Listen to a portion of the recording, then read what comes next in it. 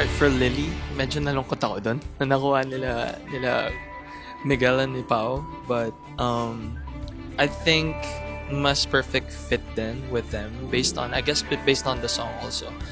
But medyo nanghihinayan din ako kasi magaling yung bata talaga. Yung ears niya for that type of song, iba. Like, daming transitions ng song.